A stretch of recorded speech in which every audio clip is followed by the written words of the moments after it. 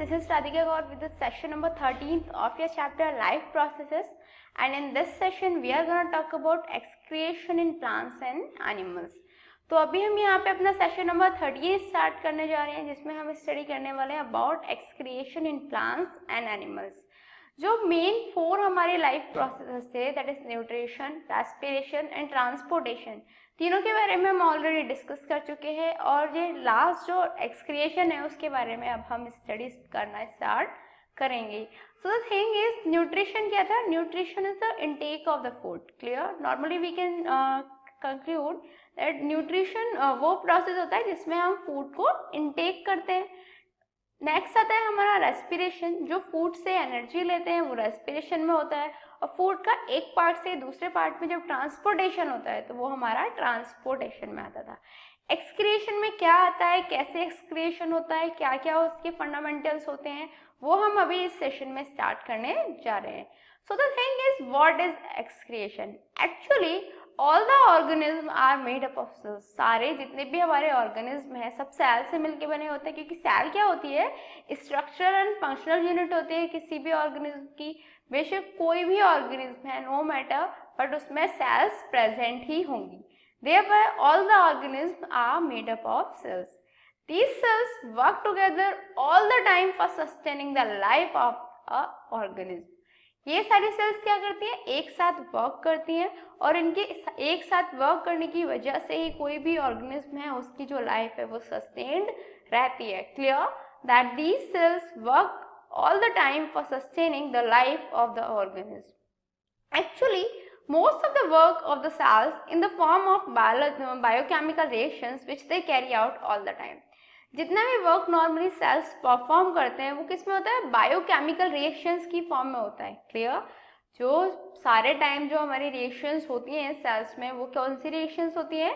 Biochemical reactions. Clear? That most of the work of the cells in the form of biochemical reactions which they carry out all the time. And the biological reactions, we can say biochemical reactions taking place in the cells of an organism may produce toxic waste in the body. जितने भी हमारी reactions होती है, अब clear बात है कि जब रिएक्शंस हो रही हैं तो कुछ प्रोडक्ट्स बनेंगे. अब प्रोडक्ट्स बनेंगे तो वो टॉक्सिक भी हो सकते हैं. तो जितनी भी हमारी बायोकेमिकल रिएक्शन सेल्स में होती हैं तो उनमें ये भी तो हो सकता है ना, वो टॉक्सिक वेस्ट प्रोड्यूस करे बॉडी में. तो वो टॉक्सिक वेस्ट जो वेस्ट होगा वो यदि बॉडी में ही अकोमुलेट होता रहेगा तो क्या होगा? वो ऑर्गेनिज्म की बॉडी को हार्म कर सकता है. That is the accumulation of toxic waste in its body harms an organism. Clear? कोई भी टॉक्सिक वेस्ट जो ऑब्वियसली, अब कोई भी टॉक्सिक सब्सटेंस है वो हमारी बॉडी में स्टोर्ड है तो ऑब्वियसली एक टाइम के बाद वो हमारी बॉडी को हार्म करना स्टार्ट कर देगा. Thereby we need to excrete that out. हमें क्या जरूरत होती है? उसको एक्सक्रीट करने की. So the process of removal of toxic wastes from the body of an organism is called excretion. इसीलिए वो प्रोसेस जिसके थ्रू जो टॉक्सिक वेस्ट है उसे हम अपनी बॉडी से या किसी भी ऑर्गेनिज्म की बॉडी से एक्सक्रीट आउट कर दे, उसे रिमूवल कर दे, उसका रिमूव आउट कर ले, तो जो प्रोसेस उसमें यूज होगा वो क्या होगा? एक्सक्रिएशन. क्लियर? एक्सक्रिएशन क्या होता है? The process of removal of toxic waste from the body of an organism is called excretion. It takes place in plants as well as in animals. ये plants में भी होता है और animals में भी होता है. अब बताते हैं plants में excretion कैसे होता है. Like human beings and other organisms, plants also excrete out various waste products during their life processes. जैसे ह्यूमन बींग्स होते हैं, सेम जो प्लांट्स हैं वो भी क्या करते हैं? उनके अंदर भी जो वेस्ट प्रोडक्ट्स हैं, जो वेस्ट प्रोडक्ट्स एक्यूमुलेटेड रहते हैं या प्रोड्यूस होते हैं, उन्हें वो एक्सक्रीट आउट करते हैं. लाइफ प्रोसेस के टाइम पे ऑब्वियसली क्या होगा? जैसे ह्यूमंस में रिएक्शंस होती हैं, सेम प्लांट्स में रिएक्शंस होती हैं. तो जो प्लांट्स हैं उनके भी कुछ वेस्ट सब्सटेंसेस रहते हैं तो वो उन्हें भी एक्सक्रीट आउट कर देते हैं. These waste products are excreted by the plants in completely different form than those of animals. Actually ये जो वेस्ट प्रोडक्ट एक्सक्रीट किए जाते हैं प्लांट्स के द्वारा वो एनिमल्स में जैसे होता है उससे एकदम डिफरेंट होते हैं. उसका एक सिंपल सा रीजन होता है कि जो प्लांट्स हैं उनमें कोई एक स्पेशलाइज्ड जगह नहीं होती, एक स्पेशलाइज्ड प्लेस नहीं होता through which we can excrete out the waste products. Thereby their excretion is totally different from the excretion in the animals. Clear? Actually first we have to learn about gaseous waste products. जो plants हैं वो अपने gaseous waste products को कैसे remove out करते हैं।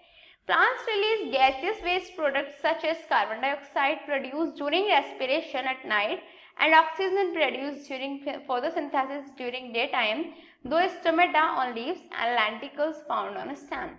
जो plants में गैसेस वेस्ट प्रोडक्ट्स क्या होते हैं, ऑब्वियसली कार्बन डाइऑक्साइड, जब रेस्पिरेशन कर रहे होते हैं उस टाइम पे कार्बन डाइऑक्साइड का प्रोडक्शन होता है, वो उनके लिए गैसेस वेस्ट है, क्लियर। और जब फोटोसिंथेसिस हो रही होती है तो ऑक्सीजन जो प्रोड्यूस होती है वो उनके लिए एक वेस्ट है।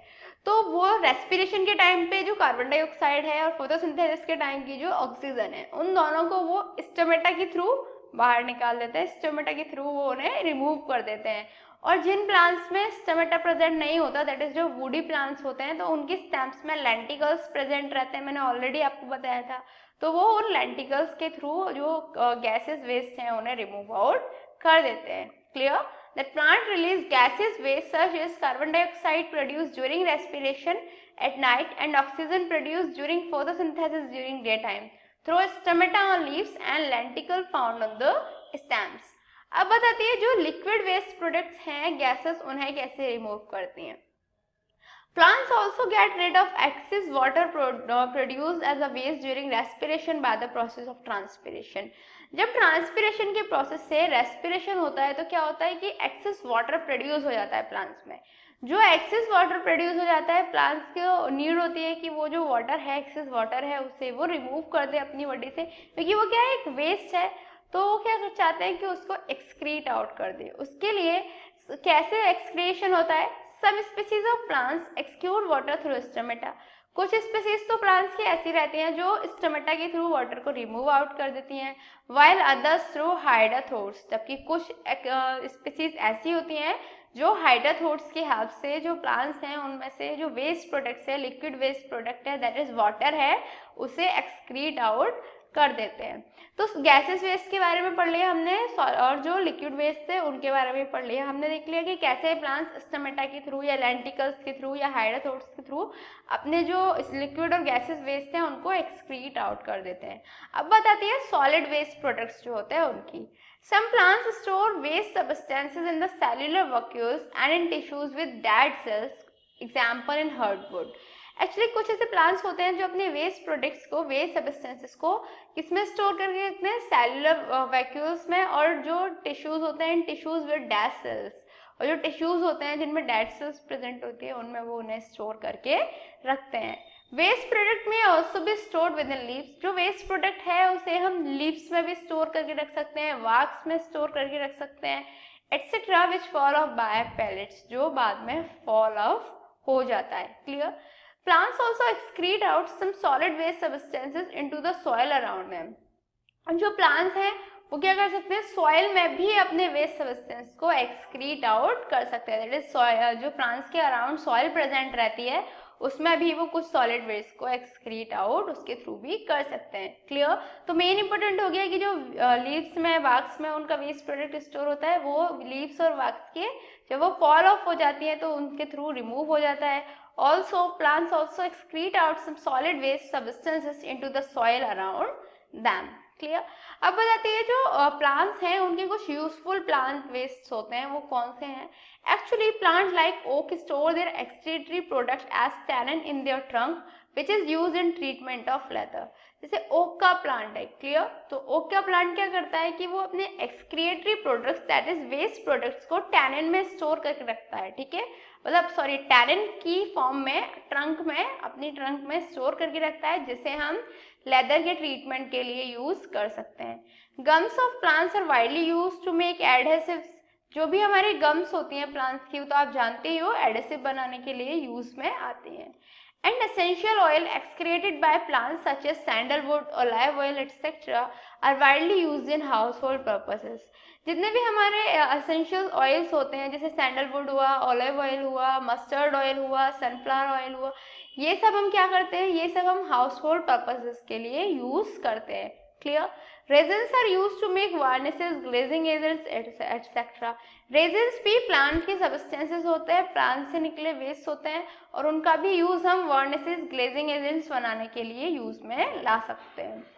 Natural rubber is use as raw material in tyre industry, और जो नेचुरल रबर होती है उसे हम टायर इंडस्ट्री में as a raw material use करते हैं। तो ये क्या थे, ये थे the substances which can be use by the by us, we can say वो प्लांट वेस्ट जिन्हें हम नॉर्मली यूज कर सकते हैं, जो हमारे लिए बेनिफिशियल रहते हैं। तो प्लांट के एक्सक्रिएशन के बारे में हमने स्टडी कर लिया। अब बात आती है एक्सक्रिएशन इन एनिमल्स। एनिमल्स में जो एक्सक्रिएशन है वो क्या होता है? Different animals have different arrangement for excretion which depends on the constitution of the animal. Her different animals के पास डिफरेंट अरेंजमेंट होते हैं एक्सक्रिएशन के लिए, जो किस पे डिपेंड करते हैं? एनिमल्स के कॉन्स्टिट्यूशंस पे डिपेंड करते हैं। सबसे पहले हम पढ़ते हैं एक्सक्रिएशन इन अमीबा। अमीबा में एक्सक्रिएशन कैसे होता है? In amoeba, the waste material carbon dioxide is removed by diffusion through the cell membrane, but nitrogenous wastes and excess water are removed by the contractile vacuole. Amoeba में क्या होता है? जो waste material carbon dioxide होता है, ये मैं जब रेस्पिरेशन के बारे में करा रही थी तभी मैंने आपको बताया था कि वो ऑक्सीजन इनटेक करते हैं, कार्बन डाइऑक्साइड को सेल मेम्ब्रेन के थ्रू डिफ्यूज आउट कर देते हैं। सेम यहाँ पे है कि वो क्या करते हैं, वेस्ट मटेरियल होता है कार्बन डाइऑक्साइड, उसे रिमूव करते हैं। वो कहाँ से? डिफ्यूजन के थ्रू सेल मेम्ब्रेन से वो उसे रिमूव कर देते हैं। लेकिन जो हमारे नाइट्रोजीनियस वेस्टेज होते हैं या फिर भी किसी एक्सेस वाटर होता है, उसे वो अपने कॉन्ट्रैक्टिकल वैक्यूल्स, दैट इज उनके जो वैक्यूल्स होते हैं उनके थ्रू रिमूव कर देते हैं। क्लियर? दैट जो वेस्ट मटेरियल होंगे, कार्बन डाइऑक्साइड होगी, उसे वो डिफ्यूजन से सेल मेम्ब्रेन के थ्रू रिमूव आउट कर देंगे, जबकि जो नाइट्रोजनस वेस्ट है या एक्सेस वाटर है उसे वो वैक्यूल्स के थ्रू रिमूव करते हैं। Clear? That in amoeba, the waste materials carbon dioxide is removed by diffusion through the cell membrane, but nitrogenous wastes and excess water are removed by the contractile vacuole. Clear? अब बता था excretion in earthworm. earthworm में excretion कैसे होता है? In earthworm, the tubular structures called Nephridia are the excretory organs. earthworm में क्या होता है? ट्यूबुलर स्ट्रक्चर्स होते हैं जिन्हें हम बोलते हैं नेफ्रीडिया। क्लियर? ये as a excretory organs use में आते हैं। The additional of nephridia, the moist skin of earthworm also acts as an excretory organ. Actually nephridia के थ्रू तो हमारा अर्थवर्म्स में एक्सक्रिएशन होता ही होता है।